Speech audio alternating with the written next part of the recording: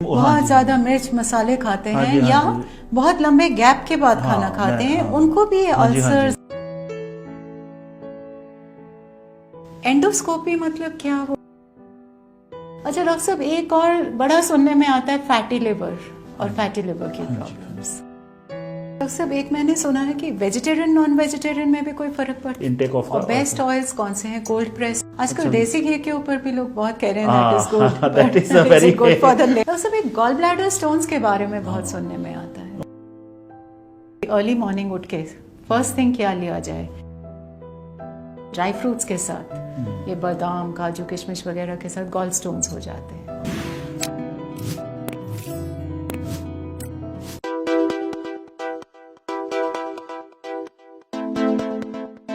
क्या आपको पता है कि अगर आप 10,000 स्टेप्स लें रोज के और अपना 10% वेट कम कर दें तो आपको पेट के साथ या और भी ज़्यादा बड़ी लाइक लिवर पैनक्रियाज और एनी सच थिंग से जो भी बीमारियां हो रही हैं वो ठीक हो सकती हैं without medicine. This I have come to know for the first time. मुझे तो लगता था एक बार कोई बीमारी हो नहीं गई कि तो बस हॉस्पिटल के चक्कर, टेस्ट, ब्लड दो, ये करो, दसियों तरह के टेस्ट के बाद you get a long list of medicine, वो खाना पड़ेगा शायद आजीवन।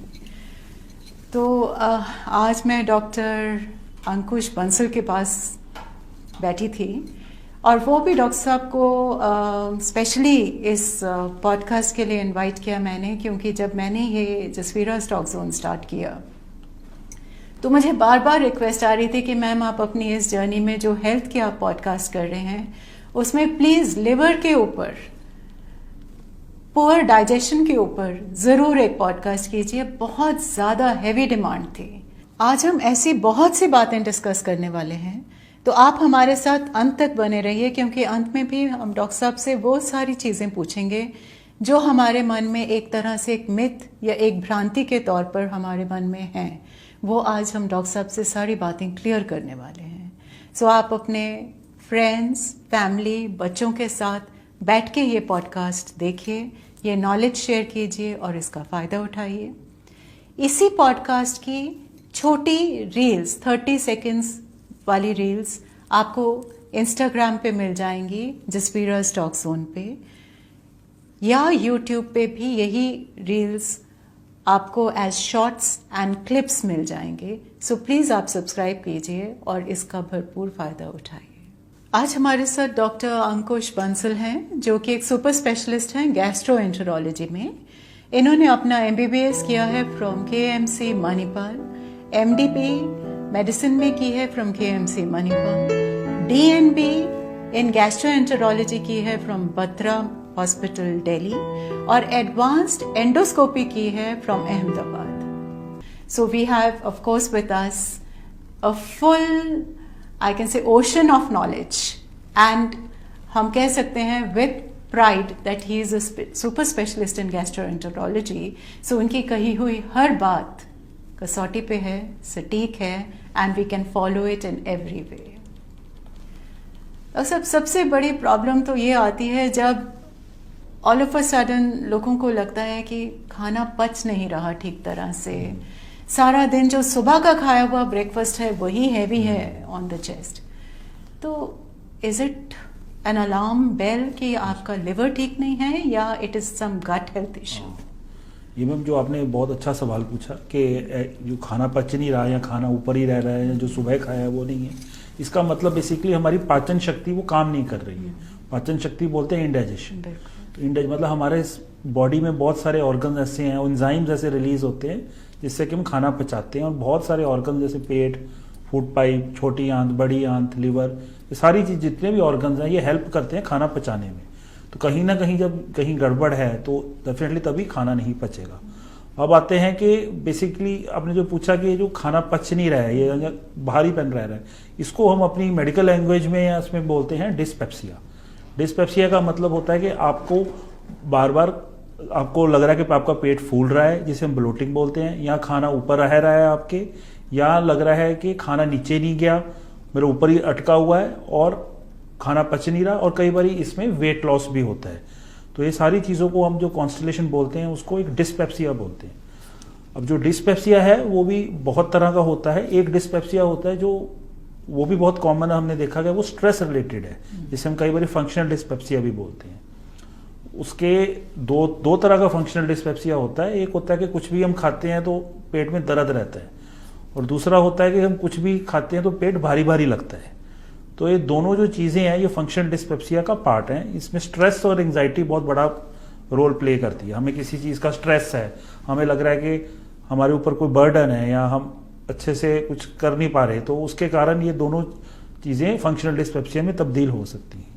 अब जो दूसरा डिस्पेप्सिया है उसमें यह है कि हमें खाना खाने में दिक्कत, खाना हम खा रहे हैं बट पच नहीं पा रहा और हम सेटिस्फाइड नहीं है खाना खाने के बाद भी, या हमें लग रहा है कि हमारा बहुत भारीपन। उसका मतलब 3 या 4 कारण हो सकते हैं। जो प्रॉपर डिस्पेप्सिया से हम बोलेंगे उसके कारण ये हो सकते हैं, यहाँ तो हमारे पेट या फूड पाइप में छाले हैं, तो यहाँ तो छाले हैं और यहाँ तो छाले नहीं है। अगर तो छाले नहीं है वो ज़्यादा कॉमन है आजकल। जो छाले हैं वो एक बैक्टीरिया होते हैं हमारी गट में, जिसको हेलिकोबैक्टर पिलोरी बोलते हैं, उनके कारण भी वो छाले बन सकते हैं।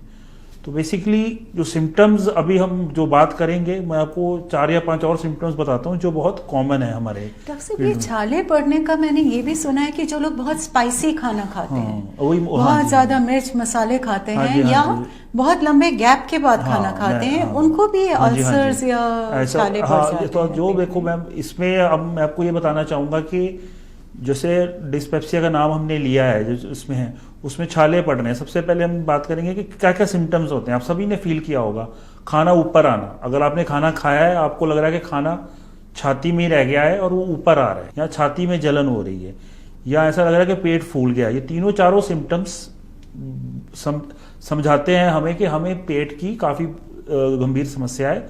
वो छाले हो भी सकते हैं। वो छाले क्यों हैं, जैसे मैम ने कहा, वो या तो बहुत ज़्यादा स्पाइस ले रहे हैं, ऑयल ले रहे हैं, फ्राइड ले रहे हैं, आप खाना भी खा रहे हैं और साथ में स्नैक्स भी खा रहे हैं, तो इसका मतलब अपने पेट को भारी रख रहे हैं। आपका जो सपोज हम बहुत सारे अनाज, जैसे कार्बोहाइड्रेट में कहूँगा, रोटी खा रहे हैं ज़्यादा या चावल ज़्यादा खा रहे हैं, और उसके बाद ओवर ईट कर रहे हैं जो भी, और उसके बाद स्नैक्स भी खा रहे हैं, तो उससे ये होगा कि आपको पेट में भारीपन रहेगा। और उससे जितना आप स्पाइस भी खाएंगे, ज़्यादा से ज़्यादा खाएंगे और जितना स्पाइस खा रहे हैं, उससे पेट भारी हो जाएगा आपका और आपको ये सिम्टम्स आने शुरू हो जाएंगे। मतलब स्नैक्स और खाना इकट्ठा नहीं खाना चाहिए। इकट्ठा भी नहीं खाना चाहिए, और अगर आपने खाना एक मील पे हैवी कर लिया है तो स्नैक्स थोड़े लाइट रखें आप, ताकि आपका पेट थोड़ा एकदम से हैवी कहीं ना कहीं ये हमारी रॉन्ग ईटिंग हैबिट्स के साथ भी जुड़ा हुआ है। एक्चुअली अभी इस पे मैं थोड़ा मैं बताता हूँ कि इस पे मैं ये चर्चा देना चाहूंगा कि एक तो जो आइडियल वे है कि हमें अपना डिनर जरूर अर्ली करना चाहिए, क्योंकि रात को मेटाबॉलिज्म थोड़ा स्लो होता है। अगर हम डिनर अर्ली करेंगे तो उससे ये होगा कि हमारा वेट कंट्रोल रहेगा। और डिनर टू स्लीप पैटर्न में मैं ये इंपॉर्टेंट बात बताना चाहूँगा कि कम से कम 2 घंटे का गैप होना चाहिए, और एकदम से खाना खाने के बाद लेटे मत, स्पेशली आफ्टर डिनर। तो ये थोड़े से चेंजेस हैं, और स्पाइस ऑयल फ्राइड ना लें तो अपने आप ही डिस्पेप्सिया या एसिडिटी के जो सिम्टम्स हैं वो कम हो जाएंगे। दूसरी एक इंग्लिश की जो कहावत है ना कि after lunch rest a while, after dinner walk a mile, वो बिल्कुल सो आई थिंक वो उन्होंने उस जमाने में ये रिसर्च कर ही ली थी। एब्सोल्युटली। तो ये एक लाइफस्टाइल मॉडिफिकेशन आप कह लो कि हमको देखना चाहिए। अब ये जब सिम्टम्स ये जो आ गए हैं, अब इससे मैं थोड़ी सी चर्चा ये करूंगा। अगर आपको सपोज ये सारे सिम्टम्स आ रहे हैं और काफी महीनों से आ रहे हैं, तो आप जरूर अपने पेट या लिवर के स्पेशलिस्ट डॉक्टर को एक बार कंसल्ट जरूर करें, क्योंकि कई बार ये होता है कि ये सिम्टम्स किसी गंभीर बीमारी की भी निशानी हो सकती है। आपको ये देखना है कि कहीं आपका वजन तो नहीं कम हो रहा, भूख तो नहीं कम हो गई इसके साथ, क्योंकि कई बार देखा गया है कि ये जो डिस्पेप्सिया हम बोल रहे हैं कि एसिडिटी है, रिफ्लक्स है, कुछ मन नहीं कर रहा खाने का, भूख नहीं लग रही, तो कई बार हम देखते हैं कि कई बार हम पेट या लिवर के डॉक्टर्स के पास जाते हैं तो वहाँ वो एंडोस्कोपी करते हैं, तो कई बार कैंसर भी निकलता है पेट का। अगर ये प्रॉब्लम आपको बहुत ज़्यादा दिक्कत दे रही है तो ज़रूर एक बार अपने पेट या लिवर के स्पेशलिस्ट को आपको कंसल्ट करना चाहिए, वो आपको गाइड करेंगे आगे। मान लीजिए कि हर चीज को हम एसिडिटी समझ के ही नहीं इग्नोर करते रहें। हाँ बिल्कुल, क्योंकि आज खाना गलत हो सकता है, कल हो सकता है, बट रोज रोज तो नहीं ना हो सकता। जो हमारी मेडिकल लैंग्वेज में ये कहते भी हैं, अगर 3-4 महीने से इसे बोलते हैं ना अनएक्सप्लेन्ड, कोई चीज समझ में नहीं आ रही है, आपको लग रहा है कि आपको भूख ही नहीं लग रही है, आपको खाना मतलब आपको हीमोग्लोबिन भी एक बड़ा इंपॉर्टेंट मैं बोलूंगा वो भी कम हो रहा है, तो डेफिनेटली आपको जरूर एंडोस्कोपी की तरफ जाना चाहिए और पेट के डॉक्टर को जरूर कंसल्ट करना चाहिए। एंडोस्कोपी मतलब क्या, वो कुछ हाँ, एंडोस्कोपी एक्चुअली हम लोग, पहले तो मैं ये कहूँगा कि एक दूरबीन प्रणाली है जो कि बहुत ही एक सिंपल तकनीक है जिससे हम बहुत सारी छुपी हुई बीमारियों को ढूंढ सकते हैं। हमें एंडोस्कोपी से बिल्कुल भी घबराना नहीं चाहिए।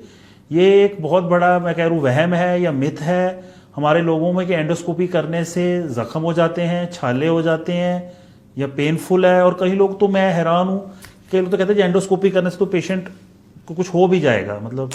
तो ऐसी चीज़ें देखो, इसमें कोई सच्चाई नहीं है। ना ही एंडोस्कोपी इसमें दर्द होती है, ना ही एंडोस्कोपी करने से कोई पेशेंट को नुकसान होता है अगर सही तरीके से की जाए। तो मैं इसमें ये कहूँगा कि एंडोस्कोपी एक दूरबीन प्रणाली है जिसमें हम छोटा सा एक कैमरा मुंह के रास्ते, उसके अंदर कैमरा होता है, मुंह के रास्ते एक स्कोप होता है जिसे बोलते हैं, उसको उस रास्ते से फूड पाइप, जिसको हम इसोफेगस बोलते हैं, पेट और छोटी आंत, तीनों चीज़ें हम कवर कर लेते हैं और उसमें से बहुत सारी बीमारियों का हमें पता चल जाता है कि क्या है। हर पेशेंट को जरूरत नहीं होती है एंडोस्कोपी की। जैसा मैंने बताया कि अगर आपको बहुत समय से दिक्कत चल रही है, बहुत समय से आपका पेट दर्द हो रहा है, वजन कम हो रहा है, खाना अटक रहा है, टॉयलेट में ब्लड आ रहा है या टॉयलेट ब्लैक आ रही है और बहुत ज़्यादा एसिडिटी है, तो ही आप एंडोस्कोपी की तरफ जाएं। बट ये एक बहुत ही हार्मलेस और एक बहुत ही सिंपल प्रोसीजर है। इसको कराने के बाद आप घर जा सकते हैं, ड्राइव कर सकते हैं, खाना खा सकते हैं। हाँ, उससे पहले 4 घंटे कुछ नहीं खाना चाहिए, उसके बाद अपना पूरा रूटीन फॉलो कर सकते हैं। तो मतलब कोई इतना बड़ा सर्जरी या कोई ऐसे वाला कोई प्रोसीजर नहीं है, कोई डरने की भी जरूरत नहीं है किसी को। बिल्कुल ठीक डॉक्टर साहब। अच्छा डॉक्टर साहब, एक और बड़ा सुनने में आता है फैटी लिवर और फैटी लिवर की प्रॉब्लम्स। हाँ, अभी फैटी लिवर के बारे में हम बात करेंगे तो एक जिसे बोलते हैं it is the next pandemic. Pandemic में क्यों कहूँगा कि ये ऑलमोस्ट हर बंदे को है। अभी जैसे हमने बात करी एसिडिटी की और उसकी बात करी कि क्यों हमें कौन सा साइन देखना चाहिए कि हमें डॉक्टर को कंसल्ट करना चाहिए, या अपनी थोड़ी लाइफस्टाइल हमने आप बताया। फैटी लिवर भी उससे रिलेटेड इसलिए है कि जितना हम खाएंगे, जितना हम ओवर ईट करेंगे या जितने हम ओबीज हैं, उससे क्या होगा, हमारे लिवर पे फैट चढ़ जाएगा। जितना हमारे लिवर पे फैट चढ़ेगा तो उतना ही, अगर हमारी बॉडी में फैट है तो इसका मतलब हमारे लिवर पे भी फैट होगा। जब लिवर का फैट 10% से ज़्यादा लिवर पे फैट चढ़ जाए तो उसे हम फैटी लिवर बोलते हैं। तो फैटी लिवर की ग्रेडिंग होती है जो कि हम अल्ट्रासाउंड पे पता करते हैं। अब फैटी लिवर ज़रूरी क्यों है? फैटी लिवर इसलिए ज़रूरी है क्योंकि फैटी लिवर आने वाली बीमारी का अंदेशा है। जो लोग मोटे हैं या जिनका लिवर फैटी है, उनको आने वाले समय में शुगर, उनको आने वाले समय में हाइपरटेंशन, उनको आने वाले समय में हार्ट डिजीज होने का खतरा बढ़ जाता है, क्योंकि हमारी बॉडी में फैट जमा हो गया है। तो इसलिए एक बहुत बड़ी चीज़ है, फैटी लिवर को इग्नोर नहीं करना चाहिए। और फैटी लिवर होने के कारण कौन से हैं? अल्कोहल बड़ा कॉमन कारण है जिसमें फैटी लिवर होता है। दूसरी जो चीज़ है वो है नॉन एल्कोहलिक फैटी लिवर, जो शराब नहीं पीते उनका भी लिवर फैटी हो जाता है अगर उनकी डाइट कंट्रोल नहीं है। डाइट कैसे कंट्रोल नहीं है? जैसे अभी हमने बताया कि बहुत ज़्यादा खाना खाया जा रहा है, ओवर ईट हो रहा है, फ्राइड चीज़ें खाई जा रही हैं। अब मैं यहाँ पे ऐड करूंगा कि फैटी लिवर जो लोग बहुत ज़्यादा बेकरी प्रोडक्ट्स खा रहे हैं, या जो शुगरी ड्रिंक्स ले रहे हैं, या जो कैफिनेटेड ड्रिंक्स हैं, या जो कोल्ड बेवरेजेस हैं जिनमें की शुगर्स बढ़ी पड़ी हैं, कोका कोलास हो गए, Pepsi, donut, pastries, all this चीजें, शेक्स भी इसमें आ जाते हैं। अगर आप ओवर ज्यादा लोगे तो मैम होगी डेफिनेटली। अगर आप केक्स लेंगे, पेस्ट्रीज लेंगे तो हाँ, इन सारी चीजों में अगर हम ज्यादा फर्मेंटेड शुगर्स लेंगे तो डेफिनेटली वो उसमें फैट में तब्दील होंगी हमारी बॉडी में और हम फैटी लिवर की तरफ जाएंगे। इसमें जो सबसे ज़रूरी बात, जैसे हमने पहली लाइन बोली आज, कि अब सपोज आपको फैटी लिवर हो गया है तो फैटी लिवर को कम कैसे करें? अब उसमें सबसे ज़्यादा रोल आता है, आजकल हमारे पास बड़ी अच्छी अच्छी तकनीकें हैं, उसमें से सबसे इंपॉर्टेंट रोल आता है कि उसको देखो कि फैटी लिवर ने डैमेज कितना किया है आपके लिवर को।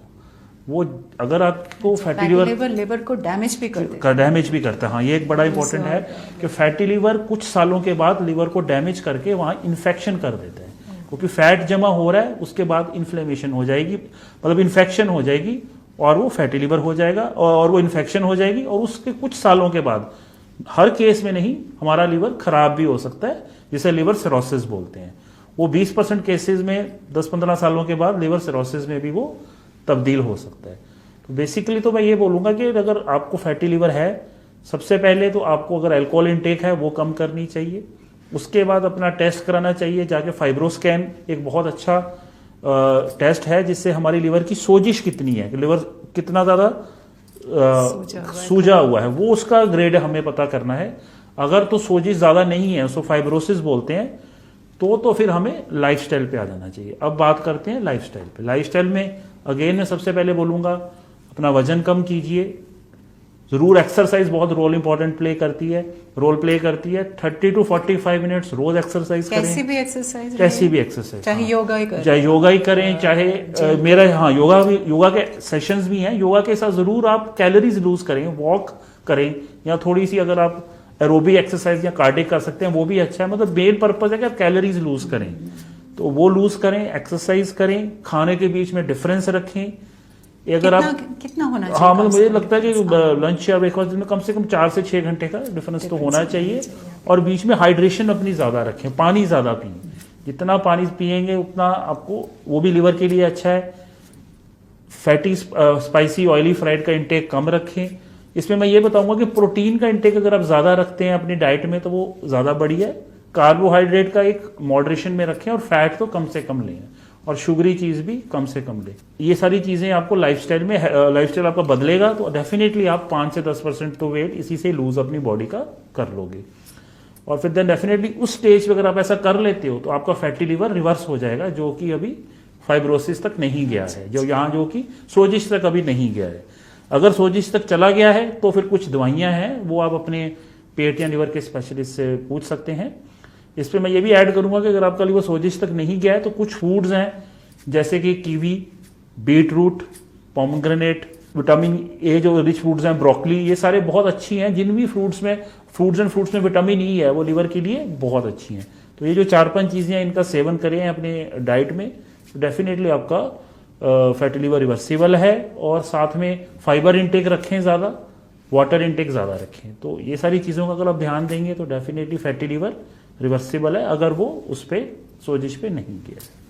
डॉक्टर साहब, एक मैंने सुना है कि वेजिटेरियन नॉन वेजिटेरियन में भी कोई फर्क पड़ता है? उसका वो भी एक मिथ है ma'am, it is also a myth. क्योंकि मैं तो बोला कि नॉन वेजिटेरियन में अगर आप प्रोटीन इंटेक आप अच्छा रख रहे हो, फैट का इंटेक कम रख रहे हो, तो उसके कारण तो कोई ऐसी स्टडी आई नहीं है जिसपे हम ये प्रूव कर पाए कि नॉन वेजिटेरियन या वेजिटेरियन से कोई हार्म है या कोई नुकसान ओवर ईटिंग से है, नुकसान ज्यादा ऑयल इंटेक से है, नुकसान ज्यादा हैवी इंटेक ऑफ। और बेस्ट ऑयल्स कौन से हैं? कोल्ड प्रेस्ड अच्छे रहते हैं। ऑलिव ऑयल आजकल बहुत अच्छा यूज हो रहा है, जो कि कार्डिक्स के पेशेंट्स के लिए भी अच्छा रिजल्ट्स दे रहे हैं, लिवर के लिए भी मैम।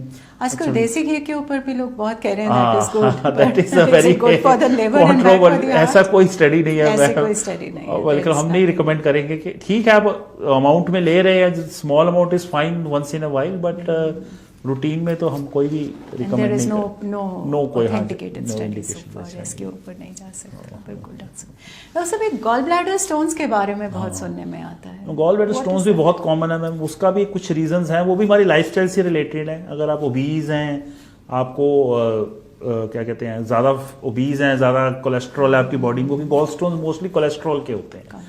तो अगर आपके ज्यादा ओबीज हैं, ज्यादा शुगर इंटेक है, डायबिटीज है, आपकी लेवल में आपके खाने के में तेल की मात्रा बहुत ज्यादा है, तो डेफिनेटली आप इन 3-4 चीजों के कारण आपको गॉल स्टोन्स हो सकते हैं।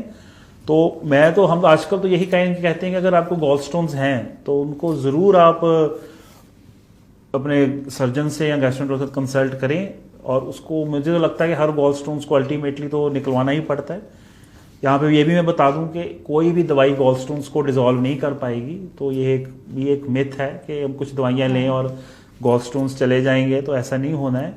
तो गॉल स्टोन्स का साइज जैसे कुछ समय तक आप उसको रख भी सकते हैं, वो भी एक कंट्रोवर्सी है कि कई लोग तो कहते हैं कि गॉल स्टोन्स डिटेक्ट हो तो साथ ही कर देना चाहिए। कुछ लोग कहते हैं कि अगर वेट करो, बट अल्टीमेटली तो गॉल स्टोन्स का रिजल्ट है कि हमें अपना गॉल ब्लैडर रिमूव कराना ही पड़ेगा। तो इट्स बेटर कि आप अपने माइंड में रखें। कई बार गॉल स्टोन्स एसिम्प्टोमेटिक होते हैं, काफी बारी पता नहीं चलता कि सबको ही गॉल स्टोन्स होते हैं। तो ठीक है, जब आपको सिम्टम्स आना शुरू करें तब आप निकलवा सकते हैं, उससे पहले भी निकलवा सकते हैं, वो आपकी अपने पर डिपेंड करता है। हाँ जी। डॉक्टर साहब, कुछ ऐसी मिथ्स हैं जिसके बारे में मैं आपको पूछना चाहूंगी। सबसे पहली मिथ तो ये है, लोग कहते हैं आजकल बहुत ज्यादा देखने में आ रहा है कि दूध नहीं पीना चाहिए। इफ यू टेक मिल्क तो उसे आप अपने बॉडी का कैल्शियम लूज करते हैं। Milk is very acidic, very difficult to digest. वो भी मैम एक बहुत बड़ा मिथ है, ऐसा कुछ नहीं है। मिल्क देखो, बच्चों को और जो ग्रोइंग किड्स हैं उनके लिए तो अच्छा है ही है। हमारे लिए भी इट्स नॉट कि जिनको हाँ एक बीमारी होती है लैक्टोज इंटॉलरेंस, उसमें तो मिल्क हम टॉलरेट ही नहीं कर पाएंगे, हम करेंगे तो हमें लूज मोशन या वॉमिटिंग लग जाएगी, वो अलग चीज़ है, उसमें तो हम मिल्क ले ही नहीं सकते। बाकी चीज़ों में मॉडरेट अमाउंट में मिल्क लेना कोई हार्मफुल नहीं है। हाँ ये ज़रूर है, अगर हम एसिडिटी के पॉइंट ऑफ व्यू से देखें, कई लोगों को हैबिट होती है रात को मिल्क लेने की और साथ ही लेट जाते हैं, तो वो ज़रूर मैं बोलूँगा कि अवॉइड करो। अगर आपको मिल्क लेना भी है तो preferably take in the morning और in the day time, night में कम रखो। और अगर ले भी रहे हो तो उसके बाद just don't lie down immediately, थोड़ा सैर करो, उसके बाद थोड़ा वॉक करो, उसके बाद आप अपना लो। बट मिल्क लेने में किसी भी एज ग्रुप में कोई ऐसा हार्ट को कोई मनाही नहीं है। अर्ली मॉर्निंग उठ के फर्स्ट थिंग क्या लिया जाए, बिकॉज जनरली बेड टी कहा जाता है। So is it good to bed take T tea in the morning? वैसे तो मैम इसका कोई हार्म नहीं है, बट आइडली अगर हम देखें तो बहुत सारी थ्योरीज फ्लोट आउट कर रही हैं इसमें। तो हाँ कहते हैं एसिडिटी हो जाती है। हाँ एसिडिटी तो होगी अगर आप वो if you're having tea or first actually thing ma'am in the आपके ऊपर डिपेंड करता है कि एसिडिटी आपको नॉर्मल आपका डाइजेशन सिस्टम है कैसा। कईयों को बेड टी पी के ही they start the daily routine. Doctor साहब, और एक बहुत बड़ी मिथ जो जनरली लोगों को है वो ये है कि ड्राई फ्रूट्स के साथ ये बादाम काजू किशमिश वगैरह के साथ गॉल स्टोन्स हो जाते हैं। मैम वो नट्स जो हाँ ये ऐसा कुछ नट लोग कहते हैं, वही मैंने बोला ना जिसका कोलेस्ट्रॉल इंटेक ज्यादा है मैम, जैसे वो कोलेस्ट्रॉल तो बहुत सारी चीजों में हाँ any type of cholesterol will cause gallstone, तो हम उसको ये नहीं स्पेसिफाई कर सकते कि नट्स हैं। इवन अगर आप बहुत ज्यादा हार्ड नट्स खा रहे हैं या वो सब खा रहे हैं तो उनमें कई बार कैल्शियम ऑक्सलेट वगैरह होता है, उसके कारण आपको किडनी में स्टोन हो सकते हैं। तो अगर आप बहुत ज्यादा जैसे कहते हैं ड्राई फ्रूट का इंटेक रख लिया आपने तो यू कैन प्रेसिपिटेट, वो भी आपकी टेंडेंसी पे डिपेंड करता है। तो कई बार हाँ ये कुछ स्टडीज हैं जिसमें कहा कि over intelligence of nuts can lead to renal stone. And doctor, sir, which is better? Detox के लिए people say black coffee is very good for liver detox. तो fact है? Coffee is ma'am it's again about the quantity ma'am, like if you are having like बहुत ज्यादा over कर रहे हो तो डिटॉक्स तो क्या ही होगा। तो 1 or 2 cups maximum I will say कि अगर आप लेते हो तो that is fair enough for it too, मतलब आपको उससे ही थोड़ी डिटॉक्सिफिकेशन हो जाएगी। बाकी अल्कोहल ना लो, फ्रूट्स एंड वेजिटेबल्स लो जो मैंने बताए हैं, कीप योर सेल्फ हाइड्रेटेड, वो गुड इनफ है आपके लिवर के लिए। आपके ऊपर लिवर के ऊपर फैट नहीं है, वो गुड इनफ है आपके लिवर की हेल्थ के लिए। बाकी this things are green tea is good. Green tea definitely antioxidant का रोल प्ले करेगी। तो and it is really very so doctor साहब, we really learned a lot from you today. आज हमको ऐसा लगा कि हमें बहुत सारी ऐसी बातों पे क्लैरिटी आ गई जिस पे काफी देर तक क्लैरिटी नहीं थी और प्रॉब्लम्स थी। आप भी कुछ अपनी तरफ से बताना चाहेंगे हमारे ऑडियंस को? हाँ मैम, जो वही इस डिस्कशन का मैसेज तो मैं यही दूंगा टीनेजर्स के लिए, डू कंट्रोल योर वेट। आप जरूर टीनेज में आए तो do play a game, do play a sport, be active and अपना स्क्रीन टाइम कम करो, क्योंकि स्क्रीन टाइम से आपको होगा कि आप you will have more of अपने स्नैक्स खाओगे इवनिंग में, जो भी आप जितना स्क्रीन टाइम बढ़ेगा उतना ही आपका फूड इनटेक बढ़ेगा। So just play outdoors, because हमारे टाइम में तो हम आउटडोर गेम्स बहुत खेलते थे। So that is the best thing to do, play some sport and reduce your cravings for any junk items and sugars. Rest everything will be. Doctor साहब, अभी आपको सुनते सुनते just one more question came to my mind, that is कि आपने अब शुरू में भी बोला कि स्ट्रेस को रिड्यूस करना चाहिए because most of the indigestion. अब मैं 2 मिनट हाँ मैं आपसे ये लेता हूँ। एक्चुअली जो हमारा गट है ना, एक मेडिकल में एक होती है ब्रेन गट एक्सेस। उसका मतलब ये है कि हमारी जो डाइजेस्टिव सिस्टम की जो सिस्टम है, उसकी जो नर्व्स हैं, जो वेसल्स हैं, वो ब्रेन के साथ रिलेटेड है।